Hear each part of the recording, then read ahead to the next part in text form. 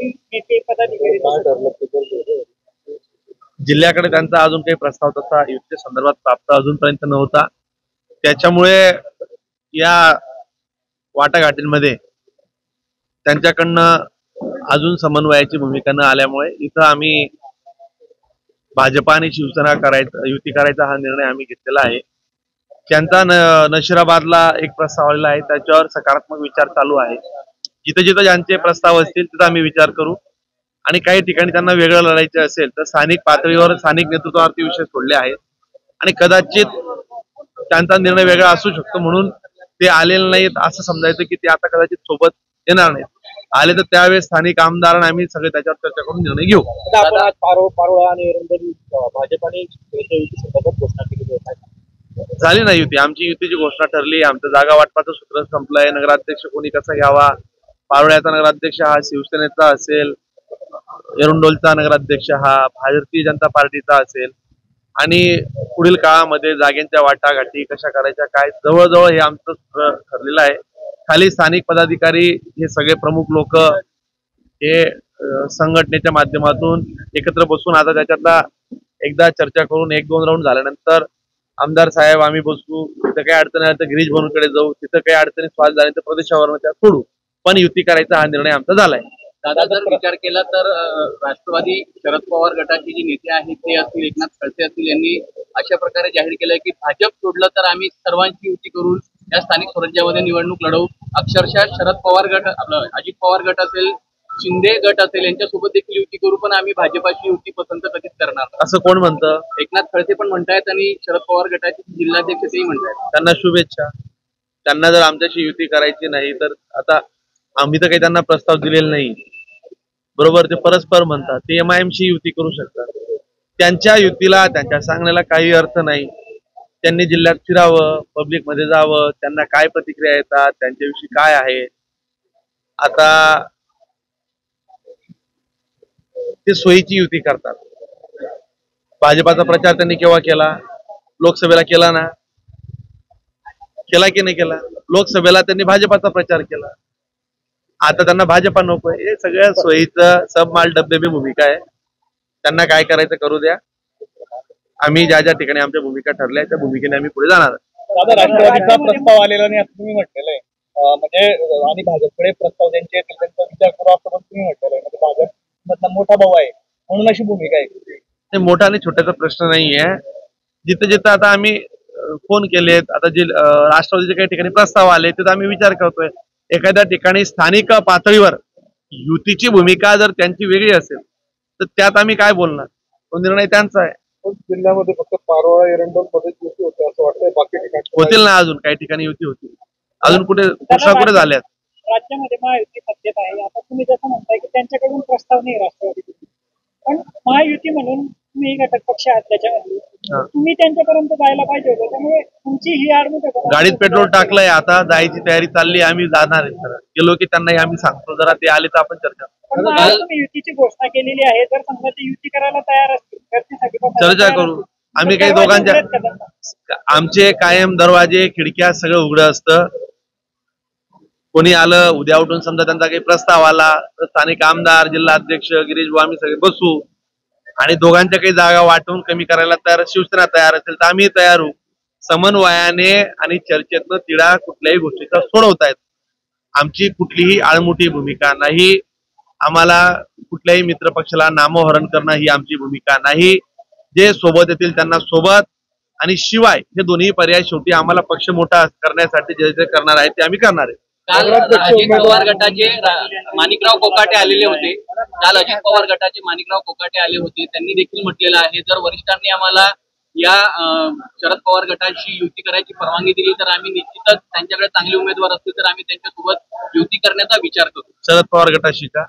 ठीक आहे, आता तो त्यांचा वैयक्तिक पक्षाचा प्रश्न आहे. कोणी कोणासोबत युती करावी, कशी करावी, त्यांचे विचारधारा काय आहे. आता काही लोक म्हणतात की आम्ही MIM सोबत करू. आता तुम्ही म्हटले की कोणासोबतही जाऊ. आता हा आमचा काय तो प्रश्न नाहीये. आम्ही कोणाला असं म्हणू शकत नाहीये. ते जे काय म्हणतील तो त्यांचं वैयक्तिक मत आहे. त्यांच्या वैयक्तिक मतावर आमचे कुठलेही निर्बंध नाही.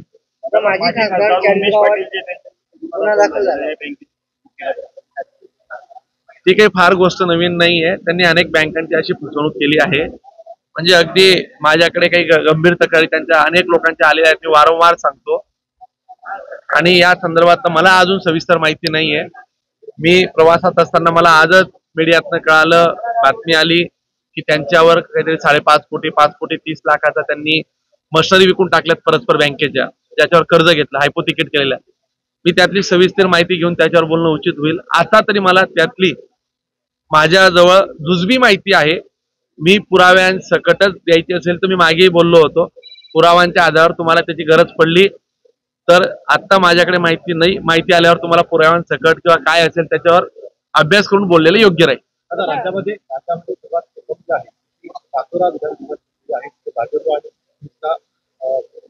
आहे. मात्र राज्यामध्ये प्रथम आता पारवा आणि ओरोंडलमध्ये जी आहे ती भाजपची झालेली आहे. नाही बघा, पाचोऱ्याच्या युतीच्या संदर्भात सन्माननीय तिथले आमदार किशोर आप्पा साहेबांनी तिथली भूमिका घेतली की मला यांच्यासोबत युती करायची नाही. त्यांनी ती भूमिका घेतल्यामुळे आम्हाला स्वाभाविक आम्हालाही आमची भूमिका घ्यावी लागली. अजूनही बऱ्याच ठिकाणी राज्यात युतीची चर्चा चालली आहे. जिल्ह्यातही 3, 4, 5 तालुक्यांमध्ये आता अंमळनेरला पण युतीची शक्यता आहे, धरणगावला शक्यता आहे, नशिराबादला शक्यता आहे. बऱ्याच ठिकाणी अशा शक्यता आहेत. जिथं जिथं युतीचे प्रस्ताव असतील, खालच्या कार्यकर्त्यांचं मनोमिलन होत असेल तर प्रदेश स्तरावर ह्याच सूचना आहेत की स्थानिक जे निर्णय होतील त्या निर्णयाने पुढे जायचं आहे. तुम्ही बंडखोरी जर केली तर त्यांच्यावरती कारवाई करू, पण भाजपची एक स्टाईल राहिलेली आहे की बंडखोर असणार, जर गरज पडली तर बंडखोर उभे करायचे आणि नंतर त्यांना पक्षात पण घेतलं जातं. बघा, त्या दोघांचं वैयक्तिक स्तरावर आहे की अमोल शिंदे मागच्या 2000 मतांनी पडले होते. ती जागा भाजपाला सोडावी त्यांचा आग्रह होता. ती जागा सुटली नाही. त्यांनी पहिल्या दिवसापासून भूमिका घेतली की मी लढणार आहे. आणि ही वस्तुस्थिती भाजपाचे कार्यकर्ते होते त्या काळात आम्ही त्यांना कुणीही मदत केली नाही. वैयक्तिकशा मी तिथं अनेकदा प्रचाराला गेलो, सभेंना गेलो, जी भूमिका घ्यायची घेतली. शेवटी आता बरेचसे लोक त्यांनी आमच्यातले काही लोक घेतले, अंमळनेरला झालं, अनेक ठिकाणी झालं. शेवटी पक्ष सगळ्यांना वाढवायचा आणि त्याच्यामुळे पक्ष वाढण्याच्या दृष्टिकोनातून ते निर्णय झाले. त्या निर्णयात त्यांना आम्ही पक्षात घेतलं. दादा, भाजपाचा निर्धार मेळावा झालेला आहे. त्या निर्धार मेळाव्यामध्ये तुम्ही देखील डायरेक्ट आव्हान केलेलं आहे, जर कोणी आम्हाला मंत्र्यांचा धाक दाखवत असाल तर मी खपवून घेणार नाही. आमच्याकडे पण मुख्यमंत्री आहे. आमच्याकडे मुख्यमंत्री नाहीये. आम्ही असं म्हणत नाही की मुख्यमंत्री आमचा आहे, राज्याचा मुख्यमंत्री आहे. पण जर का कोणी तिथले स्थानिक पदाधिकारी जाहीर सभेमध्ये सांगत असतील की आमचा मंत्री आहे, मंत्र्याच्या माध्यमातून चौकशी लावेल, तर शेवटी आमच्या कार्यकर्त्यांना आम्ही वाड्यावर सोडू शकत नाही. त्यांना पण आम्हाला सांगावं लागेल की अरे बाबा, जर तुम्हाला उगीच कोणीतरी अडकवण्याची, कोणीतरी खोट्या काही भूमिका घेऊन तुम्हाला जर धमकावत असेल, दडपशाही करत असेल तर भाजपाच्या जिल्ह्यातल्या, महाराष्ट्रातल्या कुठल्याही कार्यकर्त्यांना घाबरण्याची गरज नाही. भाजपा त्यांच्या पाठीमागे कार्यकर्ता म्हणून उभी राहावी लागेल. चुकीचं जर काम असेल, कायद्याच्या विरुद्ध केलं असेल, आम्ही काय कुणीही मदत करू शकत नाही. आता या युती संदर्भात एक चर्चा अशी आहे, 2 टर्म या ठिकाणी पारोळ्यामध्ये भाजपचा नगराध्यक्ष होता. आज ही जागा शिवसेनेला सोडताय, युतीसाठी पुढे हात करताय. एक चर्चा अशी आहे की भाजपला करण पवार नकोय आणि शिवसेनेला सतीश अण्णा नकोय, त्यामुळे हे सगळं घडून आलंय. असं काही घडलेलं नाहीये. बऱ्याच ठिकाणी आता गुलाब भाऊंनी पण आम्हाला युती केली. गुलाब भाऊ पालकमंत्री आहेत.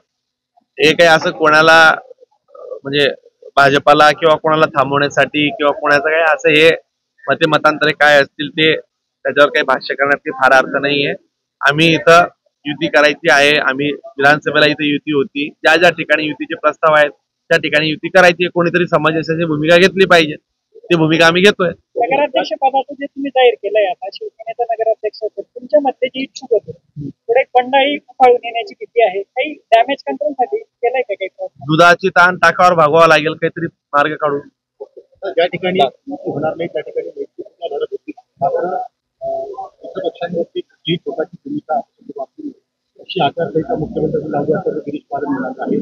पण पाचोऱ्यामध्ये मात्र दोन्ही आमदारांना एकमेकांना आव्हान देताना पाहायला मिळतं. ती आचारसंहिता भंग होते.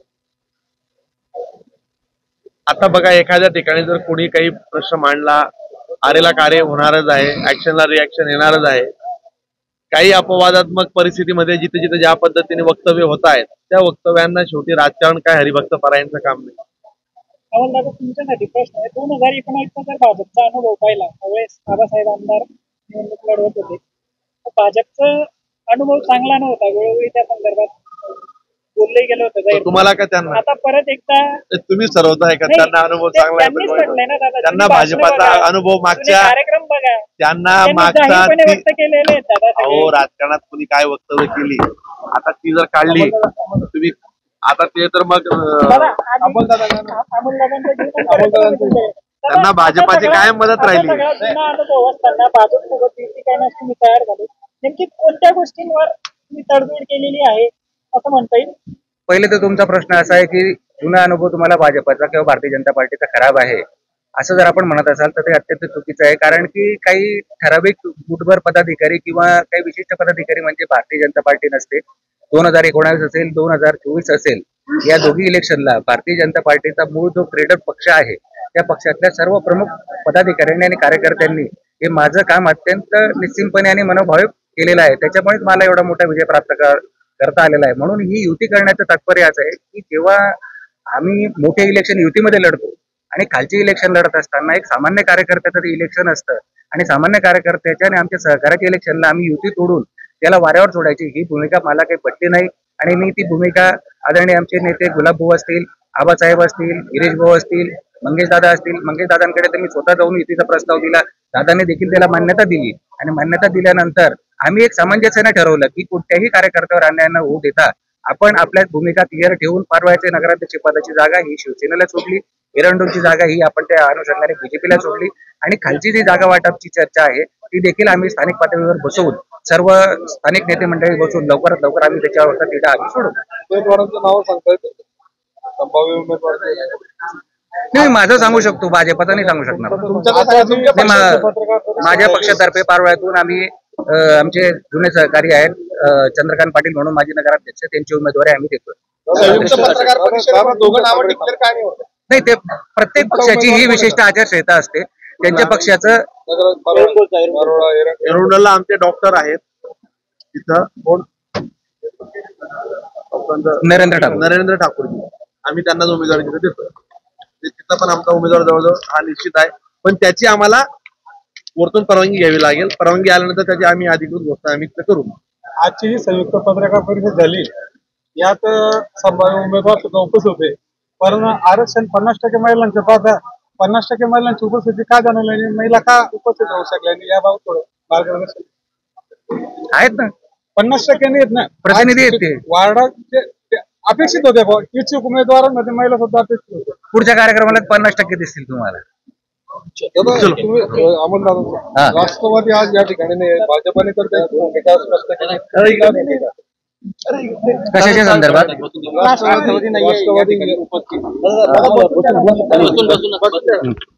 भाजपाने त्यांची भूमिका स्पष्ट केली.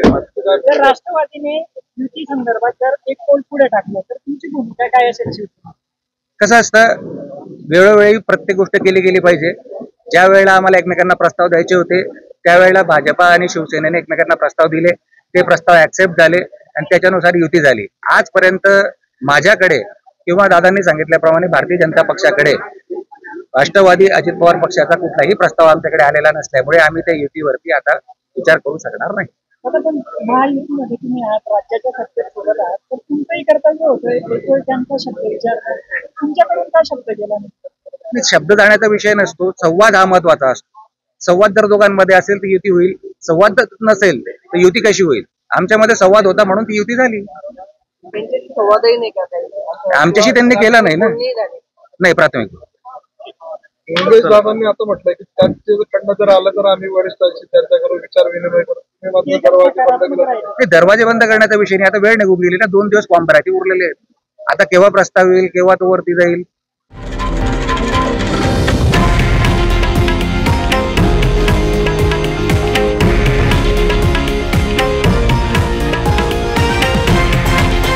हे आहे देशातील नंबर 1 न्यूज नेटवर्क आणि आपण पाहत आहात TV9 मराठी, एकमेव.